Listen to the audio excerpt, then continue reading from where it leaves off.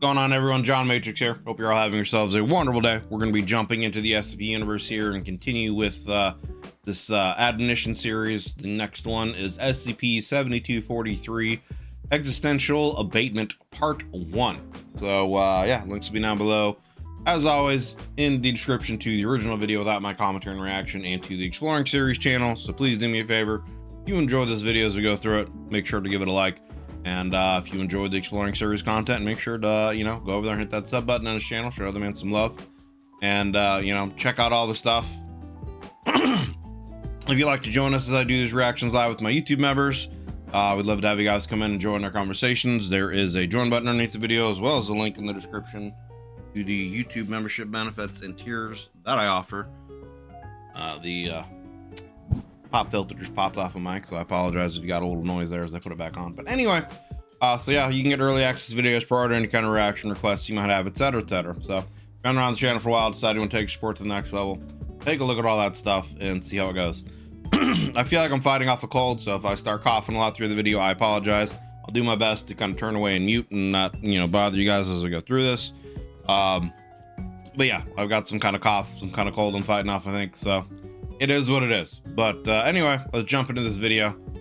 Again, SCP-7243 Existential Abatement Part 1. SCP-7243 Existential Abatement Part 1. Part 1. When most people think of an SCP, they think of the SCP itself, like the statue or the hard-to-destroy reptile, or other such monsters and anomalies. While those are concerns to the Foundation and need to be contained, there are also plenty of anomalies that produce their own waste as a byproduct of their existence. And while usually this waste isn't too harmful, it does need to be taken care of. That is something that I hadn't really thought about before, right? Like, anomalous creatures are still living creatures, and they, create their own waste products. Like, what does 682 like poop out? Is it just like normal stuff? You know what I'm saying? Or is it like, is even 682's poop deadly? You know what I'm saying?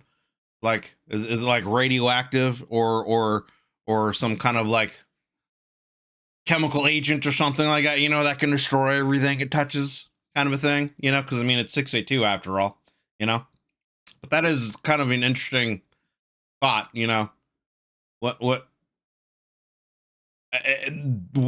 kind of anomalous waste do anomalous creatures produce, and how hazardous could they be? That process is where the Acroamatic Abatement Department comes in, an entire division of the Foundation devoted to handling anomalous waste, as these substances can't simply be flushed down a toilet or burned away without potential ramifications down the line, especially if multiple types of waste intermingle. It's certainly a big problem, and as the Foundation grows and more SCPs fall under their purview, the amount of anomalous waste they have to deal with similarly grows, and it all has to be processed. The Admonition series of SCP articles deals with the Foundation trying out various miraculous ways to deal with some of their big problems, but discovering that there really are no shortcuts. Let's take a look at how they might handle their waste problem, and what... I mean, honestly, waste management is a big problem, when it comes to the things. If you don't handle it properly in societies, and cities and whatnot, and diseases and all kinds of things, take place. So, interesting. We're going to have an SCP, not even just one, but apparently a series, potentially on waste management. And somehow that's going to tie into the SCP Foundation messing things up. Interesting. What the ramifications of their shortcuts are. We're first given a notice from the Oracle Collective informing us that an iteration of Central Normalcy Authority titled Our Foundation has been formally audited. I would say they're probably called the Cleaners. That sounds like a good name for an MTF that deals with waste management, the Cleaners. Regarding compliance with organization objectives or the Sweepers outlined in the 1981 Multi-Foundation Coalition Agreement. Advance notice regarding this was not established, as this iteration's Oracle position has been vacant for several decades, with no suitable replacement representative made known to the collective. The following report then consists of recovered files regarding the iteration in question, and the audit was manually conducted under direct supervision of Oracle Prime. What that all boils down to then is that we're looking at some version of the Foundation that's under investigation for their compliance with the objectives of the Multiversal Foundation organization. The first item under investigation are post-mortem files regarding prior timeline iteration, with the assessment being that it was a misuse of authority resources which precipitated an enhanced ascension of a Tier 4 cosmological anomaly. What they're referring to is SCP-6820, the first in the Admonition series, in which a Foundation tried to permanently kill SCP-682, but failed. This timeline was reconstituted by Goldbaker and Associates, an anomalous insurance company, at significant expense. The second... The SCP Multiversal Foundation has like insurance companies on timelines now, and like when one goes bad, they can just like clean it up or what? Is that what I just heard? What? Tried to permanently kill SCP-682, but failed. This timeline was reconstituted by Goldbaker and Associates, an anomalous insurance company, at significant expense. Okay. The second item is a hazardous document regarding local patasphere instability, which also involved a misuse of authority resources, precipitating the enhanced ascension of a Tier 4 cosmological anomaly. This refers to SCP-6747, in which a Foundation tried to use pataphysics to resurrect a deceased individual, but failed. The third item is an imperceptible document regarding local noosphere instability, in which again misuse of authority resources precipitated the enhanced ascension of a Tier 4 cosmological anomaly. This refers to SCP-6659, in which a Foundation tried to create a device that could kill gods, but failed. Okay, so we're like starting to like tie all of these different, admonition tales together here. Okay.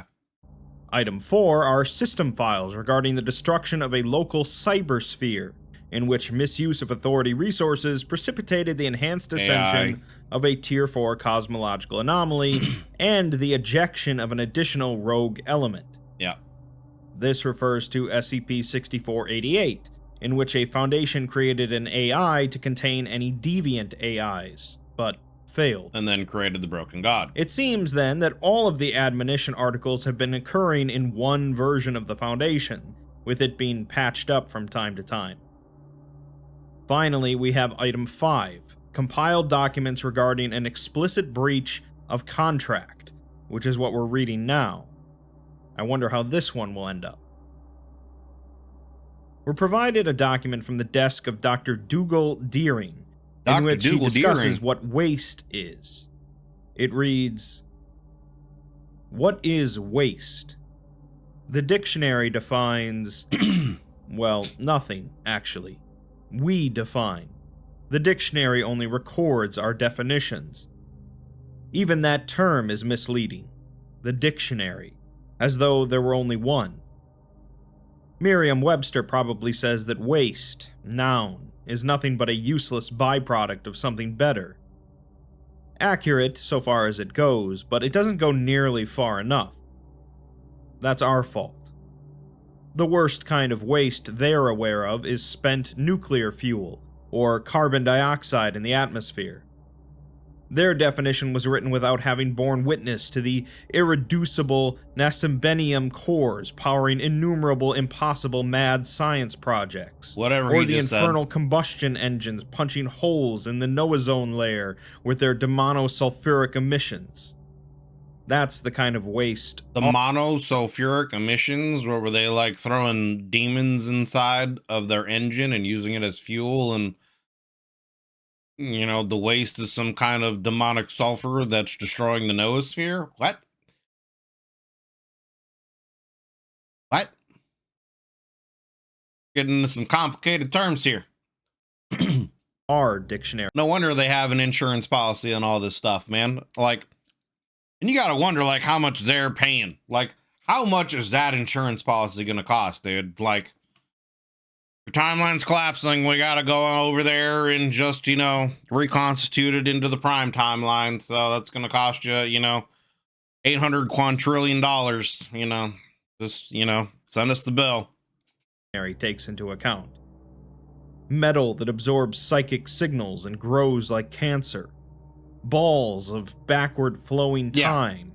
Or I think that's what this entire series is about, is just how the Foundation at times are their own worst enemy and they don't know, like, when to stop, kind of a thing. Or they just end up making things worse, which is, like, I guess I feel like the moral of the series is kind of why the Foundation is about containment instead of trying to destroy or get rid of things, because destroying or trying to get rid of anomalies always ends up causing greater problems to have to clean up. So it's better to just contain them than to try to get rid of them. Kind of like the devil kind of a situation. Orichalcum, adamant, and ectoplasm. The colostomy from out of space. An endless catalog of anomalous fallout and excreta which only we can ameliorate, because only we can see it. Because we set the world up that way. But we're getting tired of seeing it. After all this time, this endless uphill landfill slog, we need to see clear blue sky beyond our horizon of trash. If only putting the waste out of mind could also put it out of sight. One might be forgiven for wishing that the very concept could be erased from our manifest of magic, as the gutters overflow with anomalous ooze and the gray goo projections turn perilously proximal. One might be forgiven for wishing that the dictionary truly did define, and that by changing the definition of waste, we could change the very thing itself. But forgiveness is never guaranteed. Your message didn't show up in chat, but I see it up here. But yeah, I actually kind of missed them, though. We don't hear about the GOC as much anymore. Yeah, they do seem to not have come up as much in a lot of the SCPs we've been going through lately. There's really not a whole lot of other factions, right? Like, Chaos Theory hasn't necessarily come up a ton. Maybe I guess a couple of times. But it seems to kind of, again, as I've mentioned in previous videos, that the whole stuff with Sarcasm and, like, the Mechans and etc. Those still kind of seem to be, I guess, kind of the overall factions that seem to show up a lot more are something to do with Sarkic, something to do with the Mechanites and the Broken God, and their whole situation, with various rituals and yada yada. So anyway. That's what gives it meaning. We're also given an undated photograph from Dr. Deering's files, showing a young man and woman side by side in black and white. Next, we're provided an incident report from September of 2028 from the Achromatic Abatement Facility AAF-D. The recording officer is Dr. Nyo from Psychology and Parapsychology at Site-43, and she's interviewing Dr. Deering.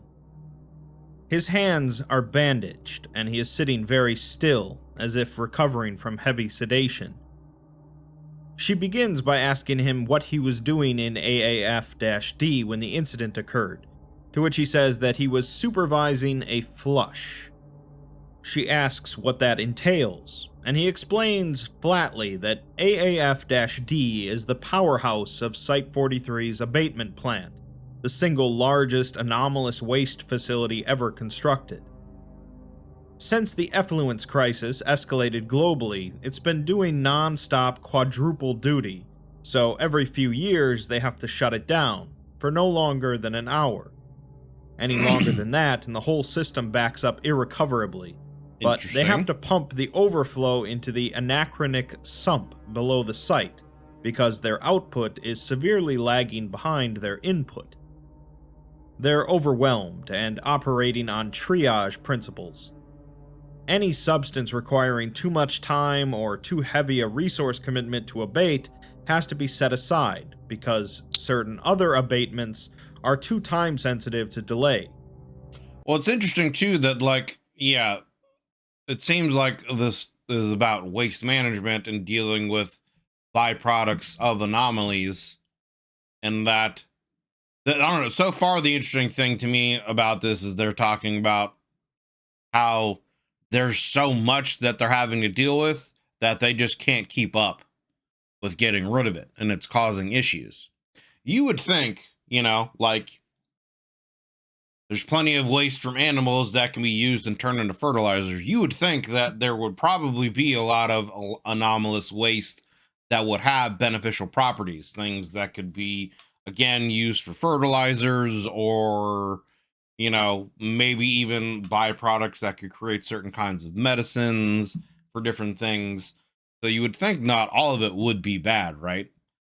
But you would also think that the Foundation would have more or better efficient ways of dealing with, these things. But I guess this is the story that we're listening to, right? Some of the anomalous effects of the waste can worsen the longer they're kept in the pipeline, Right. without even getting into what they can do to the pipes themselves. When they do the flush, they're often already white hot, or ice cold, or humming obscenities in Latin. But I guess also, again, because you're dealing with things that's anomalous, right? Like, who knows what kind of, like, systems, metals, special things, like, there might even be like certain containment procedures to have to go through in order to just deal with some of, like again, for 682, right? Like, 682 is basically kind of like, a creature where I would assume its waste is probably even hazardous and would try to kill people, kind of a situation is essentially what I'm getting at. So, like, there would probably be even certain kind of special containment procedures that you would have to go through just to get the waste out of wherever it is to, like, process it even. You know what I mean? Right. Yeah. It's always a close call, because they can't afford to do it any more often than every few years, without the whole system failing. All this really does, though, is just buy them a little more time, and the sump under the facility is getting full as well. The man in charge of the flush this year was Deputy Chief of Janitorial and Maintenance, Philip Deering. But then again, too, like, as I think about it more and more, I'm sure with the access to various dimensions and other worlds that they know are, like, dead and have nothing on them, couldn't they just shunt some of the stuff there? But then again, like, I'm sure even that would probably, like, who knows, like they said at the beginning of this, certain anomalous waste mixes with other certain anomalous waste, and that could combine to make some kind of, super reality bending creature. I guess, again, it's one of those situations where who knows what the byproduct of mixing some of these things are, because of the nature itself. It's anomalous, so it could create even other more strange anomalous stuff, even if it is just waste, and could cause any other kind of problems. So I don't know. It sounds like more and more as we're talking about this, like, the effort to just contain SCPs, and then also dealing with a lot of their byproducts like this has got to be, like, insane. Yeah, it's for the easiest way to hand wave away, saying they can't do that in this canon. True, true. And like I said, I mean, as was mentioned at the beginning of this video, right? Like, who knows, you're dealing with anomalous things and anomalous properties, and who knows if you mix those things together, what could happen from it. His brother. Dr. Nyo asks if he was supervising him then, but Deering just says that he was visiting him, as they never speak to each other despite working in the same facility for decades. They talked about a toy that Deering found in the basement at their parents' house, which consists of a single sliding compartment. He explains that it makes things disappear, and Dr. Nyo places her Site-43 badge pin in the compartment and closes it, at which point it vanishes. She asks him how it works, to which he says that it's magic, as he's an occultist. He didn't end up giving it to him though, and says that he's not as familiar with the abatement facility as he used to be, and they've had to make a lot of changes to keep up with the pressure. Apparently there were 2 pipes, side by side, each containing very different types of anomalous waste, with a junction connecting them that allowed for combining their contents under specific emergency circumstances. This is normally done via remote control, but there is a valve there to allow manual access during accidents, and it apparently moved when Deering bumped into it. Rip.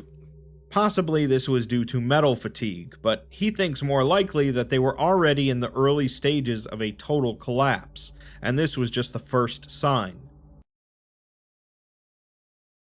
So, like, is this all gonna happen because some dude accidentally bumped into some kind of, like, valve release system and, like, let things go? Because it was, like, what? Those pipes were full to bursting with material, when they should have been almost empty.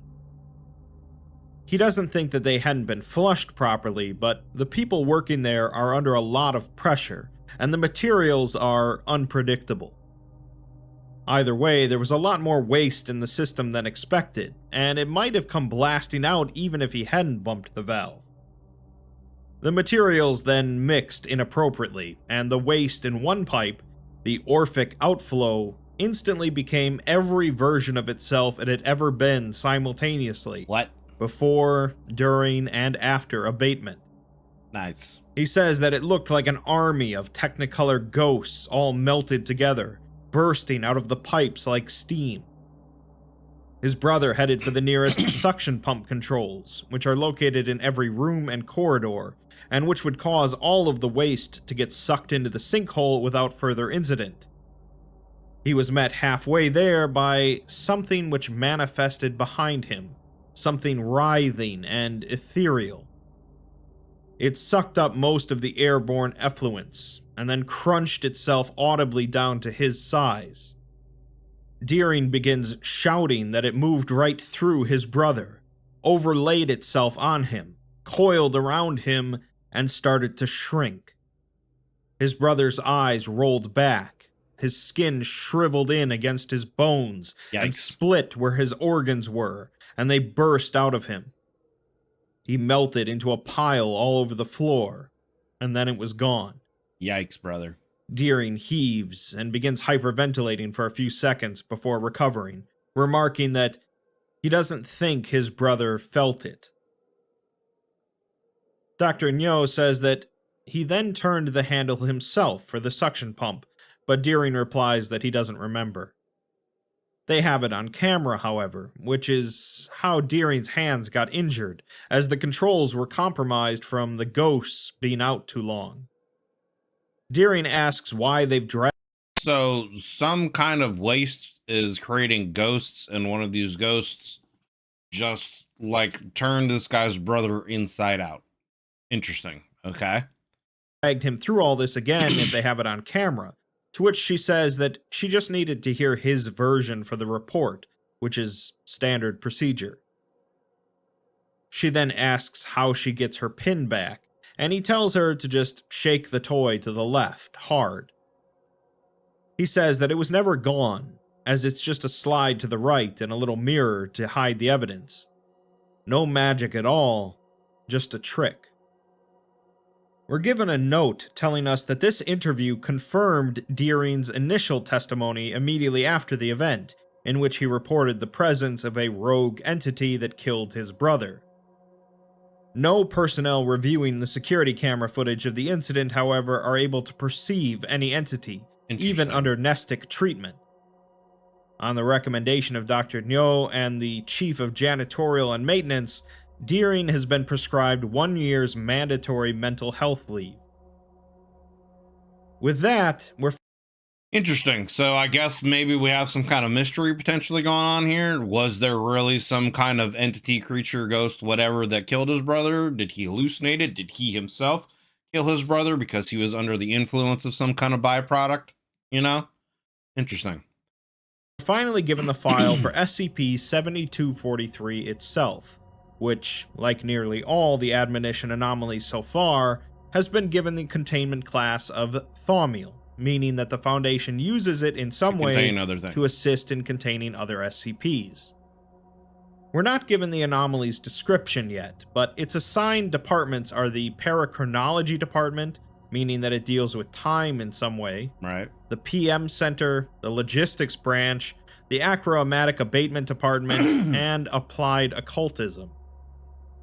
Placeholder McDoctorate is the project lead, with 058 as an... I still can't get over that name. I Placeholder McDoctorate. Like, I genuinely, this is where I feel like the author of these, like, wrote down placeholder and meant to go back and like make some kind of name for this doctor and like couldn't think of one, so they're just like, fuck it, his name's placeholder.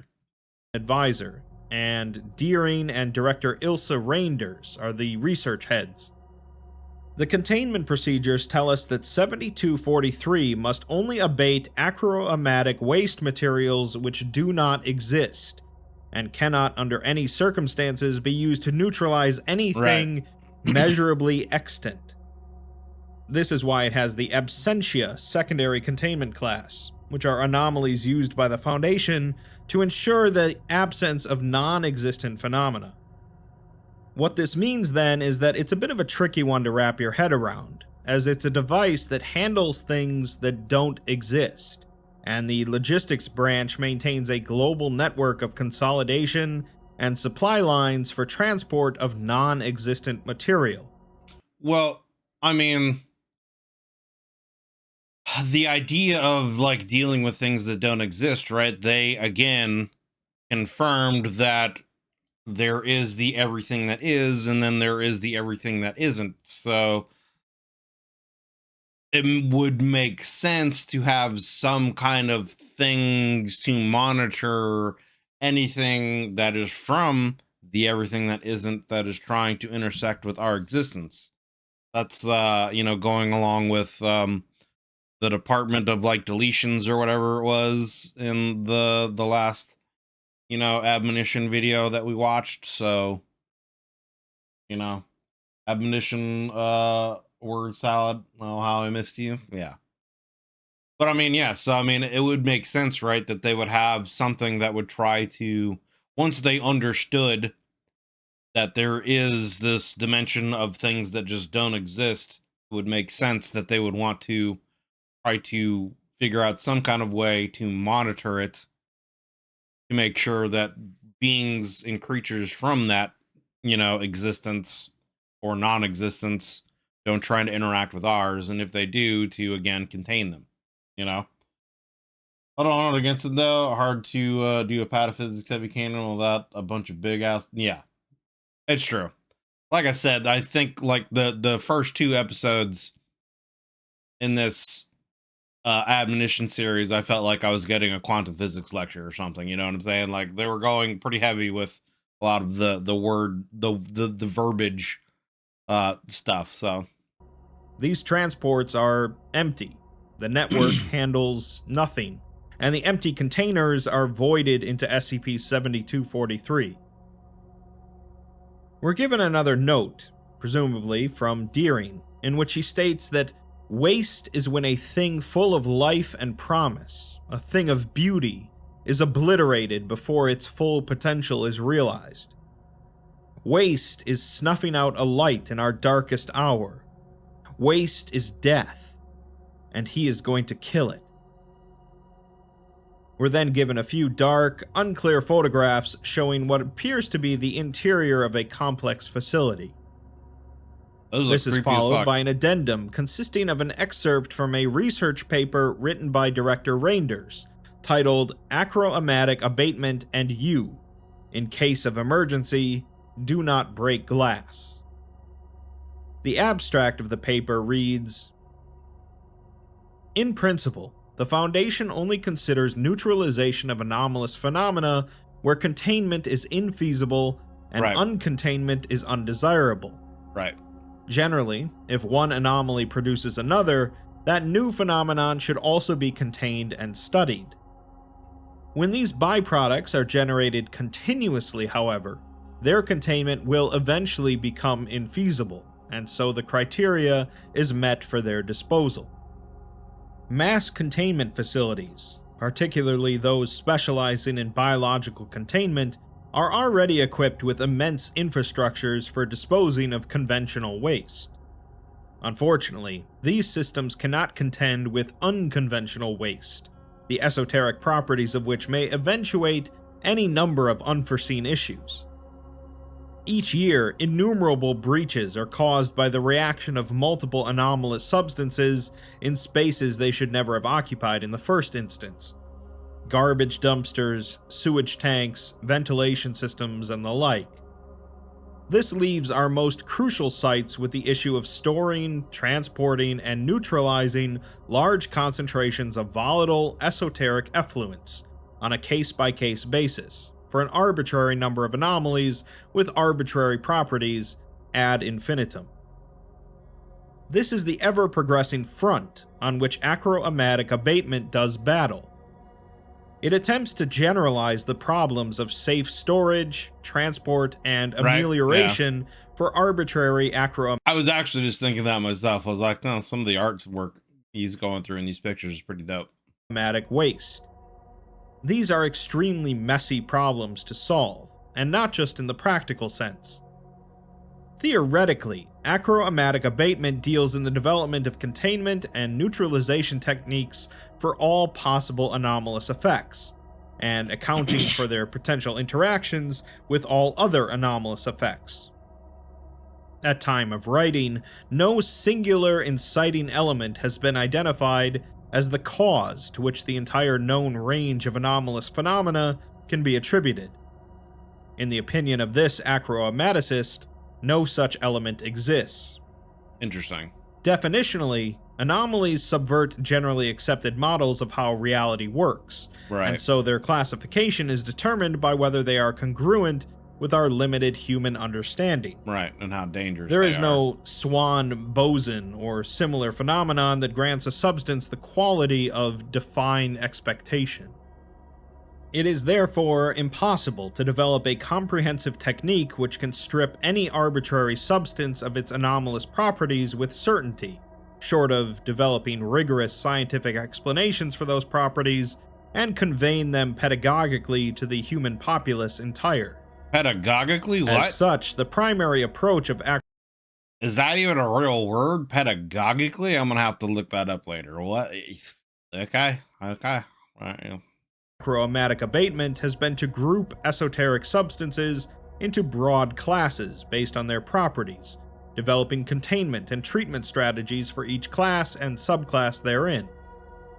This classification system is necessarily non-rigorous, and cannot comprehensively describe all acroamatic material, for reasons aforementioned, but a more effective model has yet to be developed.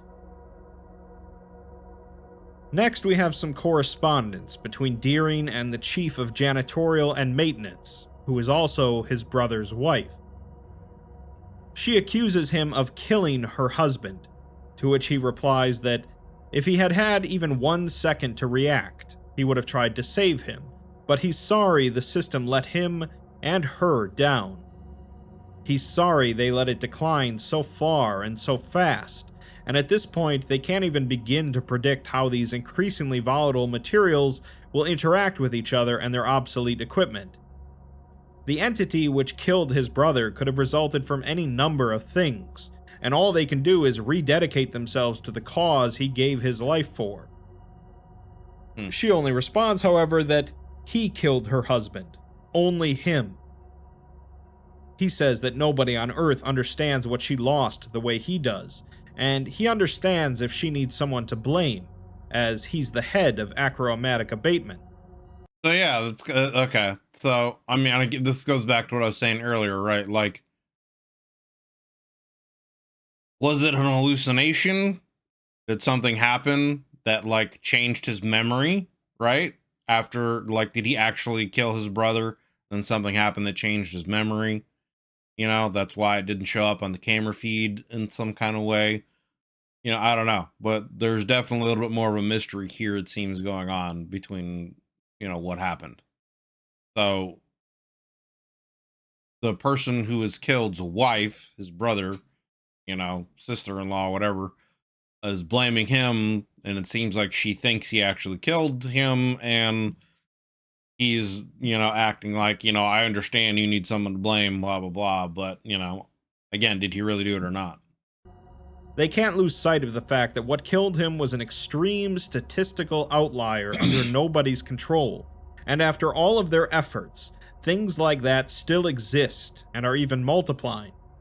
If they dwell on their mistakes, they'll overtake them, so they can't give up on their quest to figure out where all of this is coming from and how to send it back there.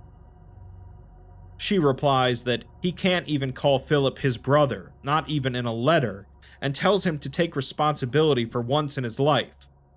There never was an entity, as he's the only one who claims to have seen it, and whatever he might believe, he's not that important. When she asked Philip if Deering was coming to his deputy chief promotion, he said probably not, as he'd be too ashamed. He'd internalized that for so long that he didn't even think to be sad about it. That's when she realized that she was going to have to hate him, well before he finally did something to really earn it.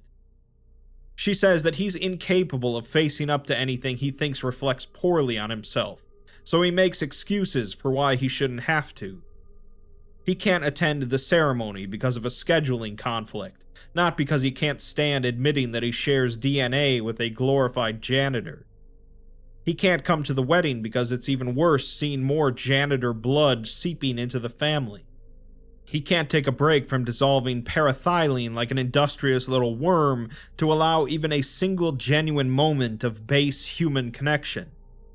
He can't admit he bumped into a piece of sensitive equipment because he was too preoccupied with the cleverness of his weak, self-centered peace offering and killed the only person on the planet who ever had even the tiniest scrap of respect for him. She's going in. She ends by saying that Philip never reflected poorly on him, but he reflects poorly on Philip, and to his infinite credit, that never crossed his mind. While some might be hesitant to respond to such a scathing message, Deering replies asking what he can do to make this right. He tells her that she's the best. What really can you do to reply to a message like that, though, right? Like, I feel like replying with what can I do to make this right in this situation after receiving a message like that is like trying to tell someone to calm down. You know what I'm saying? Like, it's not going to work out well, and no one's going to take that right. Okay. Sanitation engineer in a facility full of certified geniuses, and he wants her to give him a selfless goal that Philip would have been proud to see achieved, so that he can show her that he's never been more determined in his life. She replies with a short but incredibly daunting task: no more waste. He says okay, and later, through a series of messages, that he's working on it, and that he can see it on the horizon, but he's going to need her help to see it through. While these exchanges were going on, Deering was also in contact with placeholder McDoctorate, telling him that he knows he's dividing his attention between a great many projects right now, but he'll want to be involved in this. For real. He says that placeholder's time is short, and they can't ignore the acromatic abatement problem anymore, or else it's going to be their species' meteor strike. Deering is the only one with the drive to deflect this thing hanging over their heads, and while Placeholder is trying to save the world for the third, fourth, or fifth time, he asks if he's content with it being his last. Placeholder then replies, saying that they should talk. Thus, we get the description for SCP-7243, the Deering Placeholder Latent Existential Abatement Engine, an advanced industrial Eigen machine designed for comprehensive mass disposal of generalized esoteric waste. That is It's a lot. housed within Acroamatic Abatement Facility Exactus, the bottommost structure of Site-43, and it's the largest waste processing facility on Earth, Talk about cool ass art, man. Like, that looks pretty dope. responsible for a 95% decrease in global acroamatic waste production. Interesting.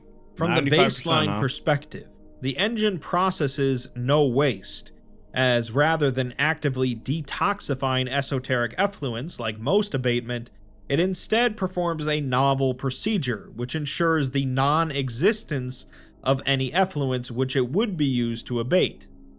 So is this essentially just sending all of the waste from here to everything that isn't?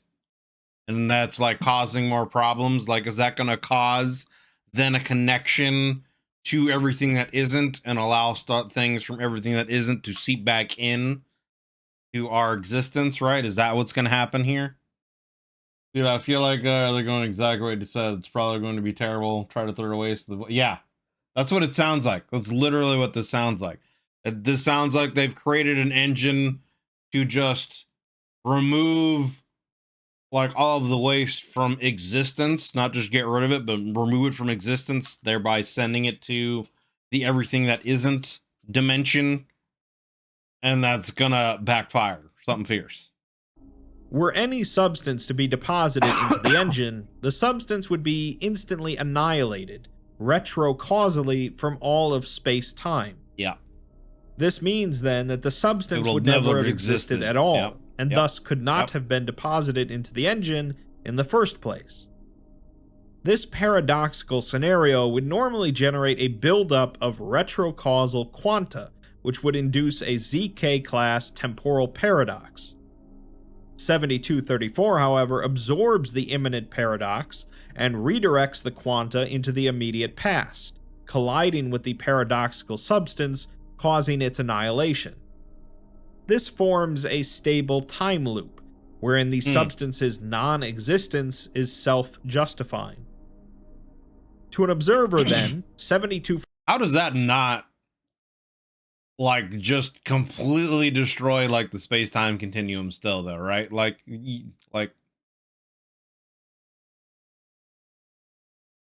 I mean, just trying to wrap my brain around that, right? Like, I understand the concept. They're by throwing this substance into this engine, it essentially annihilates it from all existence at any point in time ever, and through its own mechanics, it essentially safely erases it from space-time to begin with.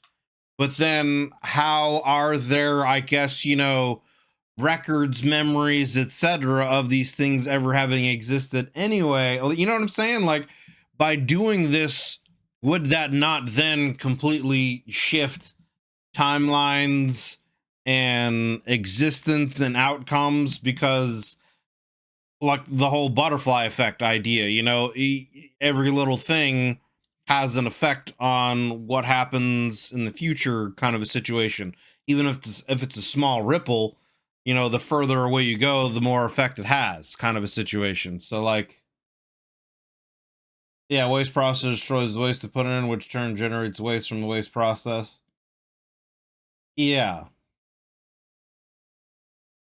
I mean, yeah, it's ingenious, but like, there's got to be some kind of consequences on some kind of level with that, right? Like, because you're not only are you just annihilating it from the present timeline, but you're annihilating it from ever having existed in the first place, and then somehow shunting the side effect of that somewhere, somehow, safely.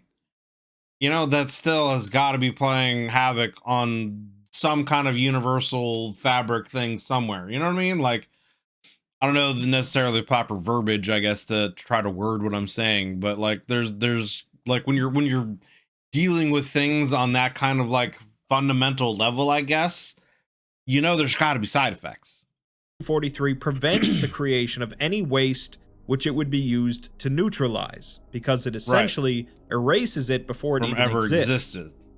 This means that as long as all the— And I mean, this again is almost kind of going back to the previous video where the AI is keeping AIs from becoming deviant by just trapping them before they have a chance to become deviant. But then in doing that, the AI becomes deviant, thereby, you know, going against its whole purpose, etc. And so it doesn't have a purpose to exist, so it has to, like, I don't know. It's kind of similar in that vein, where like there's a problem, you have to get rid of it, but by getting rid of it, you're getting rid of the problem from ever existing to begin with. Therefore, there shouldn't be a problem. the necessary infrastructure remains in place and functional to deliver any waste to the engine, no waste will ever manifest at all. And it's like, you would think, right, that by creating this device, it would then not like follow my line of thought here. This is what my line of thought is, right? So they create a device to annihilate waste from ever existing, right? So then if it annihilates waste from ever existing, and you would think the end process is they will, like, any waste that could ever be created will then be destroyed before it ever exists.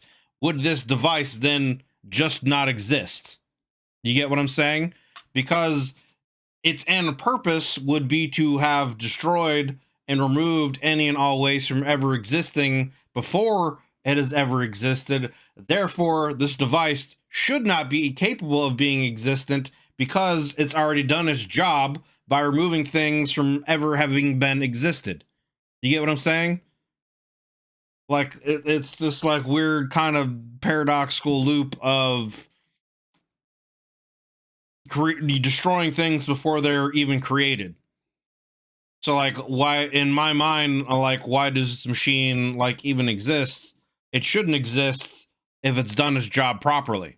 So if it does exist, that I would think then means that obviously something, I mean, it's an SCP story, so something's going to go wrong, right? So obviously something has gone wrong. I think this anomaly shit is going to gather up in the dimension and get all wonky in the last video we showed. Right. And that's what my thought is too. I think the way they're trying to go about it is having the machine only remove stuff they put in it, not trying to remove waste on an existential scale. Right, but that's what I'm saying though, right? Like, the idea is that, like, obviously there are anomalies that exist, right? They have to get rid of the waste, and their solution to getting rid of the waste is to destroy it before it exists. So again, the end goal is like, if they're able to accomplish that and remove any and all waste from ever existing, then wouldn't the machine necessarily not exist because it's already accomplished that goal? Would they not like necessarily have a need for the machine? Or would it be like a situation where the machine keeps getting created and then destroyed and created and destroyed because it like completes its mission? And then, you know, I don't know. I'm trying to think of how different ways of this would play out. In other words, they have to keep dumping empty barrels into the engine so that nothing ever appears in those barrels. To date, 97% of all anomalies that would normally generate waste no longer do so thanks to the existence of 7243. Okay, so I guess the idea is they're just throwing empty barrels in there with the intention that there would be waste in it. And because of that action, but by simply doing the action of throwing the barrels in there, it's preventing the waste from being accumulated and created anyway. Because if they just sat around and waited, the waste would build up and they would put it in the barrels and then they would destroy it. So by them just essentially continually doing the act of destroying these empty barrels that would have waste in it, which is what their intention is, they're destroying the waste before it exists. Okay. I'm following it. Okay. We're then provided an audio transcript taken from the Site-43 Achromatic Abatement section, shortly after the initial approval of 7243. Deering's sister-in-law, Amelia, is paging through the schematics Right. and calls him insane, as this will never work, and in the best-case scenario, the Temporal Anomalies Department has to assassinate him last week. Okay. He replies that it's just math, with 1 minus 1 equaling 0. But she says it's more like 1 plus minus 1 equals minus 1 plus 1. She asks how he can even build something capable of this, which he says is why he brought Placeholder on board, who's certain that they can do this as written, and they've consulted with Reinders, so the failsafes are foolproof. Amelia is not convinced, however, and tells him that this is a mistake that will all come crashing down. Deering says it won't if it's built properly, with redundancies and the best engineering they have available. This is how they kill waste, or maybe it will kill all of them, because she was too busy being angry at one man to put in the work of protecting the entire human race. She can squander her talents building Damn, he's firing back. cisterns and pipelines for acres of gunk they'll never be able to wade through if that's what she thinks is best. In the end, Amelia gets on board, and 7243 is built as planned. The document continues with the operational mechanics for the engine, stating that it only abates materials which do not exist, and actually cannot process anything which does measurably exist. Essentially, the fact that a waste material exists at all means that it will never be processed by the engine, and Right. must be abated by conventional means. Attempts to deposit any existing materials into the engine are invariably futile, as some sequence of events will occur that make it so that the materials never arrive at the engine. See, and then that it is in itself is also very interesting, right? So the fact that there is actually still waste means that, yeah, that waste for whatever reason causes some kind of issue to happen, so they're not throwing that waste in the machine to destroy it. Either it can't be destroyed, maybe it destroys the machine, causes some kind of other issue, so them in the future have already, I guess, somehow, some way discovered that it would cause a problem and have, again, retroactively fixed it before it's even happened, so therefore it's never happened, and there's still just this waste that they got to get rid of, which that in and of itself would kind of defeat the purpose. But I mean, it did say it removes 95% of all anomalous waste, right? It doesn't get rid of all of it. So there's still like 5% of some kind of waste that they just can't get rid of. Interesting. I still feel like there's going to be some kind of backfire with the everything that isn't situation with what they're doing, because I feel like that's essentially what this does, is by destroying it before it ever exists and erasing it from any kind of existing timeline before it ever gets created, they're essentially just shunting it into the everything that isn't existence dimension, whatever you want to call it, and is causing probably issues over there.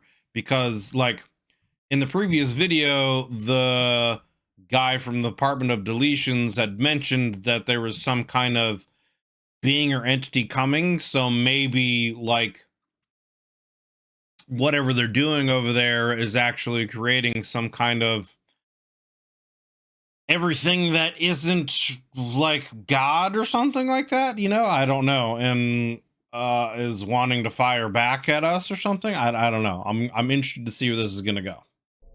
Typically, these are logistical failures, such as crates falling off a cargo ship, or the ship itself sinking, or any number of other chaotic and disastrous events that prevent the material from reaching the engine.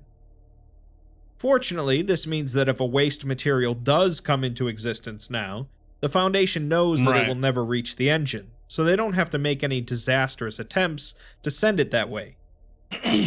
As mentioned, the logistical networks for everything still have to be in place for all waste material, existent or not, but if a material does exist, the Foundation can reroute the waste to backup facilities. It's noted also that the engine is highly sensitive to local chronological shift, and if a shift occurs, it is configured to reference the causal dependencies of its surroundings to reinforce its own chronology. There are 7 identified personnel, including Deering, Deering's brother, Amelia, and Placeholder, on whose actions the engine is causally dependent. So in case of an impending XK class event, it's crucial that these individuals or their remains remain nearby.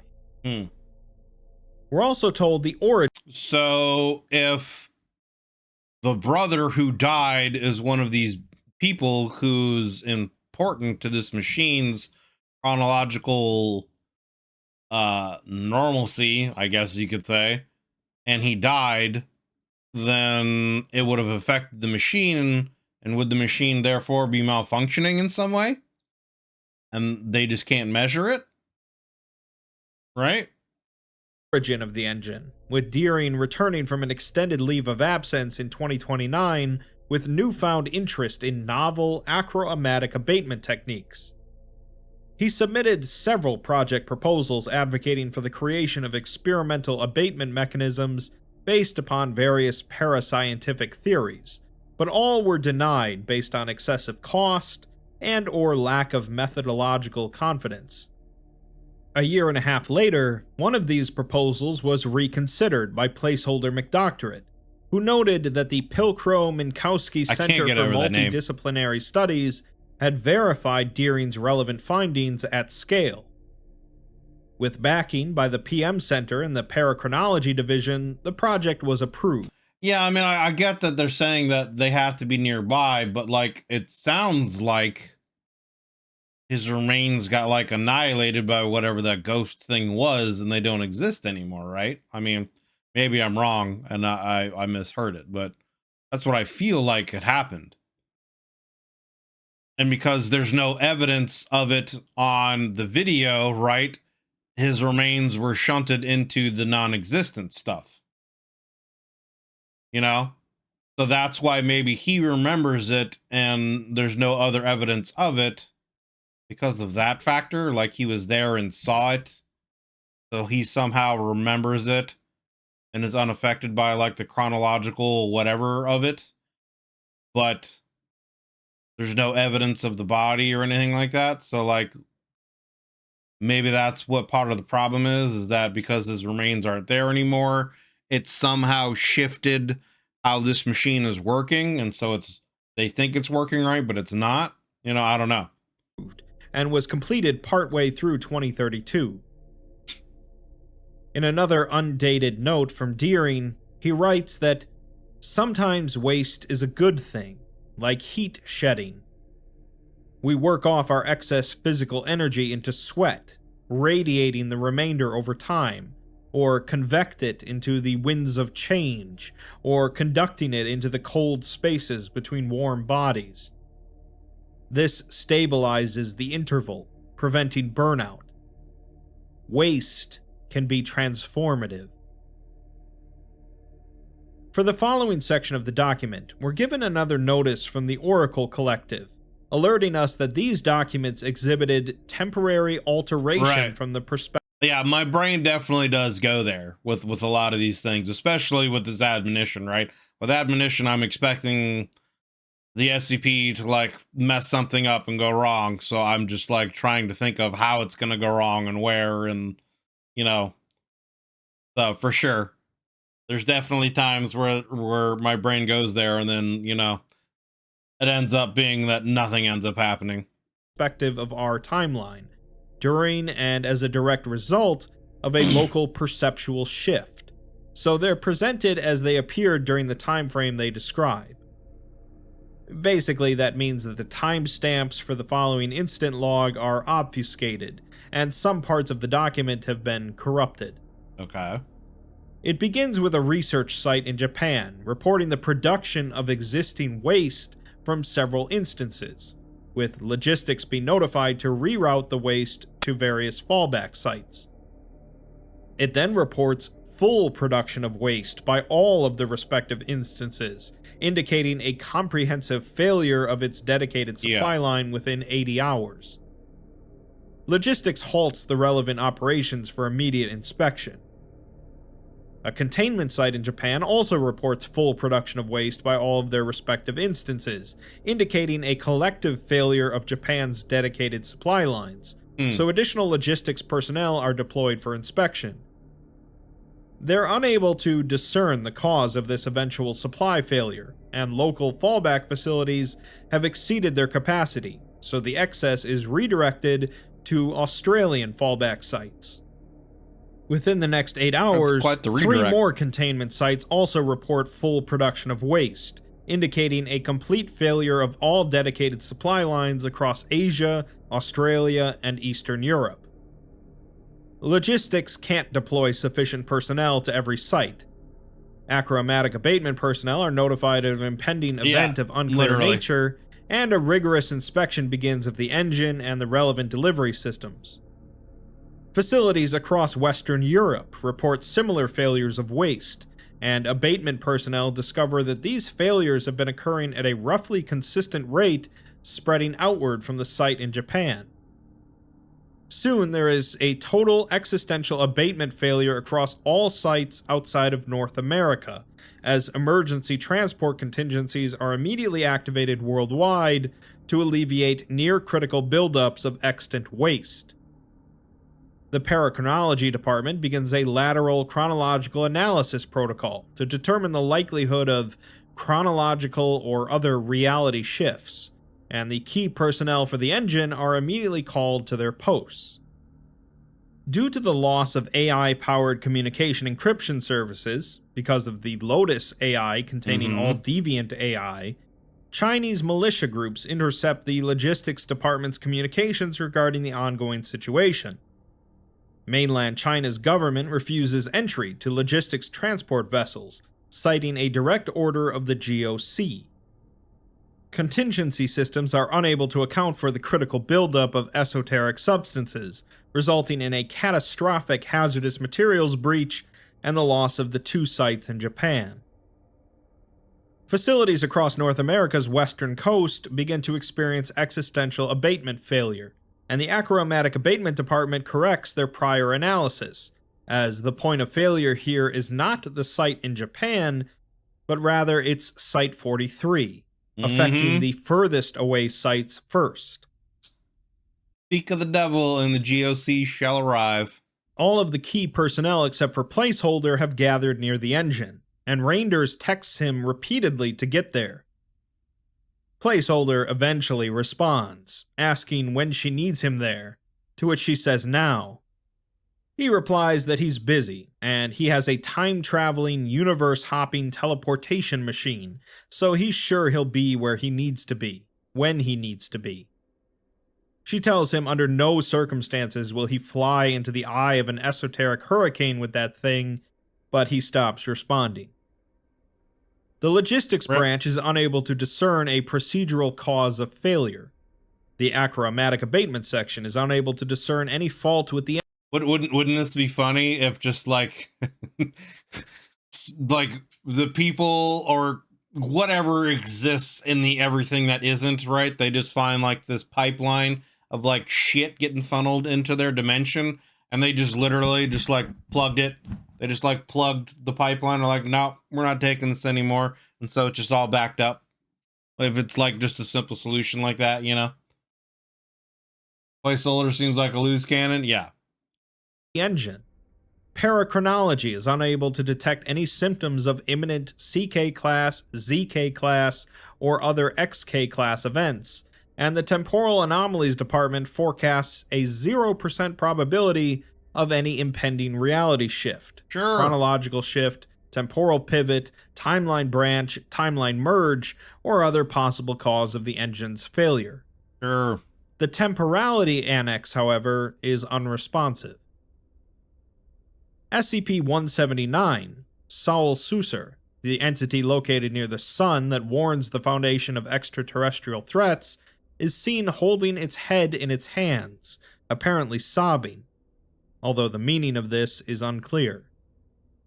Eventually, total existential abatement failure occurs across all relevant facilities, except those within 1,000 kilometers of Site 43. Several more fallback facilities fail, and contingency systems are beyond capacity. Reinders texts placeholder some more, although much of the text has been lost. She says that neither of them are stupid, and tells him something if they live to see tomorrow. What? The document simply notes that the implications of her texts are unclear. With no discernible indication of the impending event's nature, it's presumed that some oblique malfunction of the engine will be responsible, so Reinders proposes the deactivation of the engine immediately following the delivery of all remaining waste in absentia.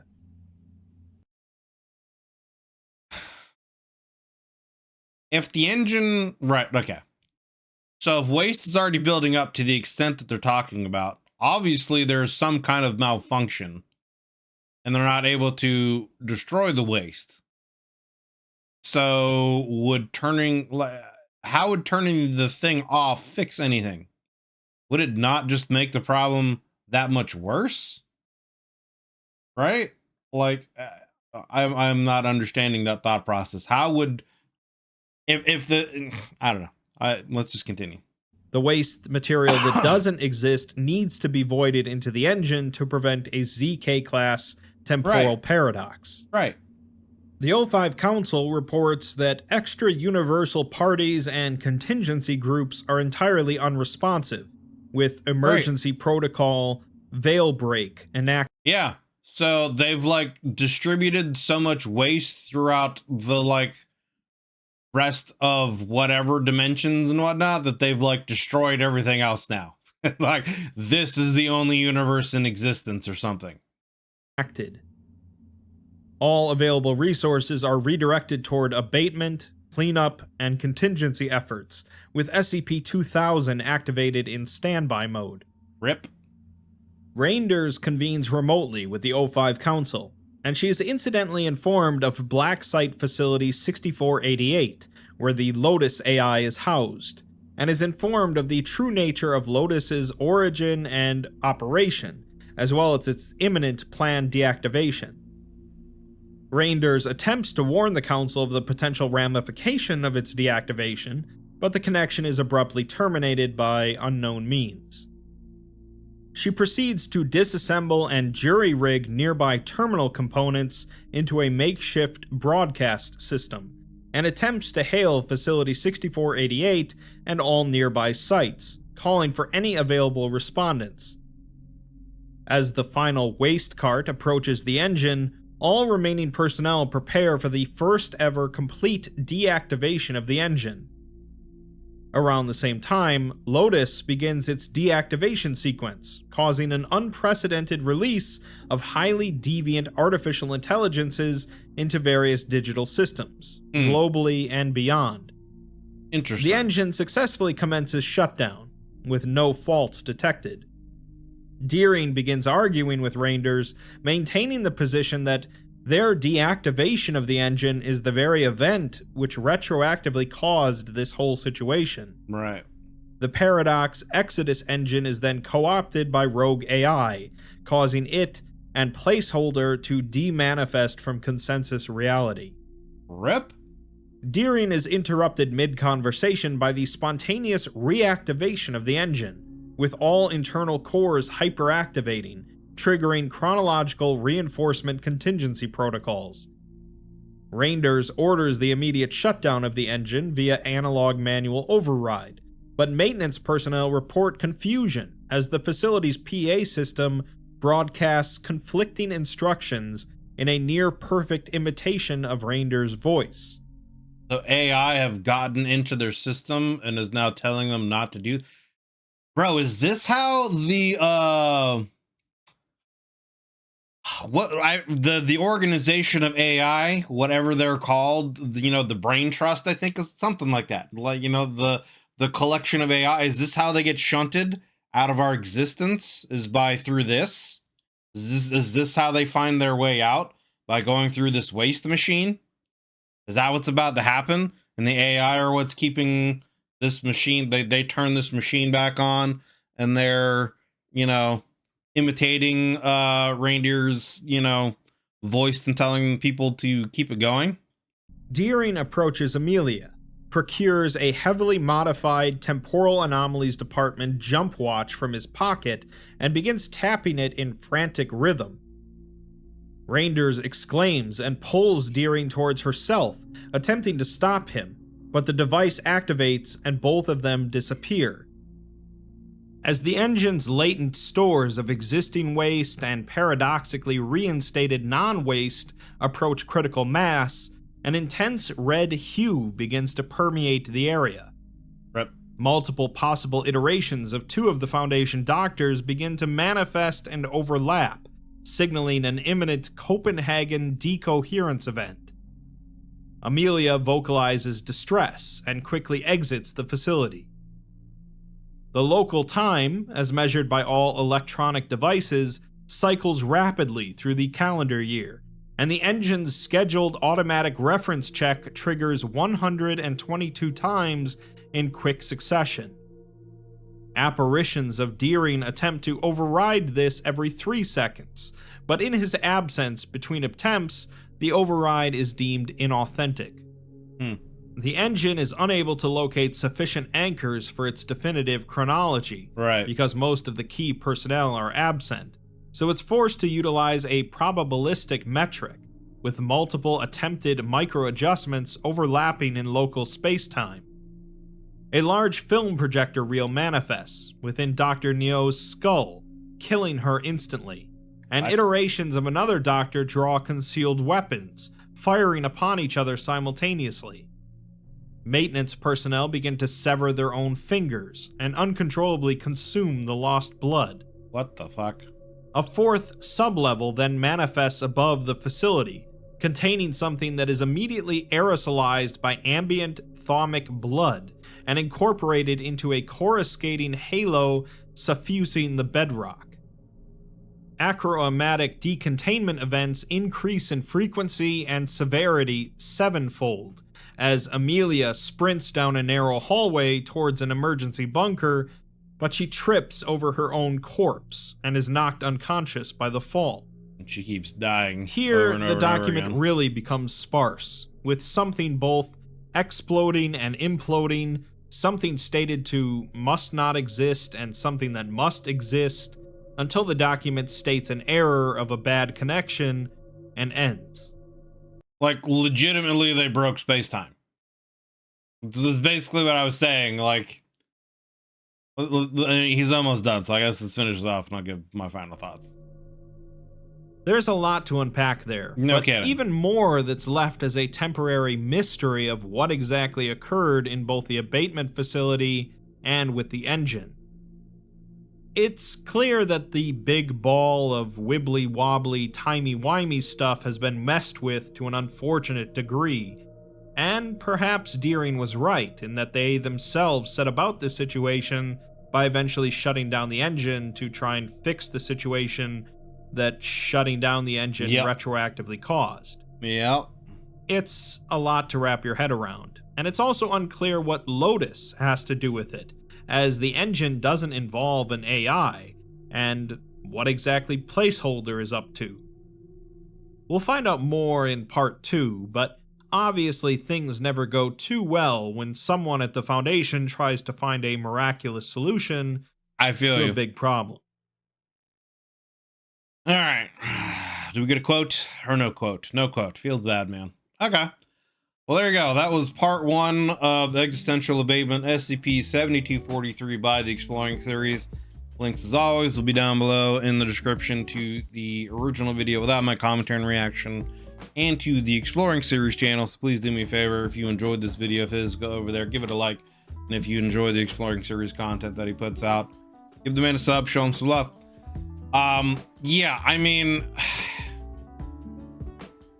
it doesn't surprise me that they literally broke the space-time continuum, because the machine in and of itself, the whole purpose of the machine was to erase stuff from existence before it has ever existed. So, like, again, the fact that it does that obviously is going to have some like major implications. And again, as stated, once you kind of, I feel like, tap into, obviously, like, this is physics and things that are beyond, that are like still theoretical and we don't necessarily know anything about and probably could never really know much about, you know. But anyway, like, once you were to create a machine that like taps into like time and how it affects existence, I feel like, yeah, if you ever have to shut that machine down, it's gonna have some serious side effects. So it needs to be something that